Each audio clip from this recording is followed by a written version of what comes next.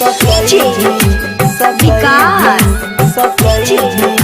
जोहरिया खाई के मरबो जान गे।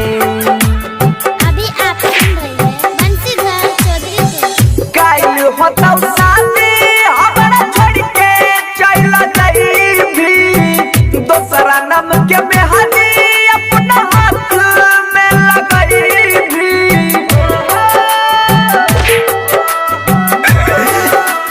हे गे काइल होता शादी हमरा छोड़ के चल जाई भी दोसरा नाम के मेहंदी अपना हाथ में लगाई भी। जिए के भरोसा हम नहीं करबौ जान गे। हम दीवाना छियौ गे, हम दीवाना छियौ हमरा जे सतई भी जोहरिया खाई के मरबौ जान गे। हम दीवाना छियौ हमरा जे सतई भी जोहर खाई के मरबौ जान गे। डीजे विकास मटियार कला सीतामढ़ी ए DJ Satyam I love you. हाँ किस्मत में हमारा लिखल रही न जान गे। झूठे हमर सपना झूठे सजल यार मान गे। हाँ किस्मत में हमारा लिखल रही न जान गे। झूठे हमर सपना झूठे सजल यार मान गे।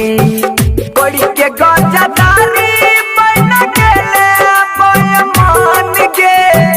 कहरी हो जान मानरी हो भगवान गे। खून के आंसू आँखी में रगड़बहु जान गे। हम दीवाना छियौ गे, हम दीवाना छियौ हमरा जे सतई भी जोहरिया खाई के मरबहु जान गे। हम दीवाना छियौ हमरा जे सतई भी जोहर खाई के मरबहु जान गे। डीजे विकास मटियार कला सीतामढ़ी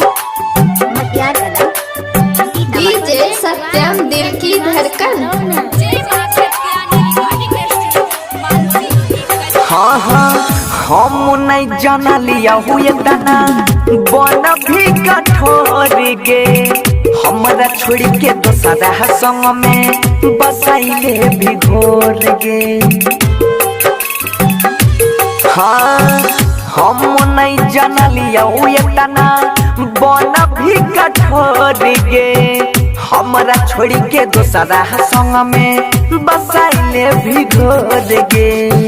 खोइने रही क्रिया के माथा पर हाथ गे। जन्म जन्म रहबै मनसी के साथ गे। सुधीर के बोलिया हमें न परबहु जान गे। हम दीवाना छियौ गे, हम दीवाना छियौ हमरा जे सतई भी जोहरिया खाई के मरबहु जान गे। हम दीवाना छियौ हमरा जे सतई भी जोहर खाई के मरबहु जान गे।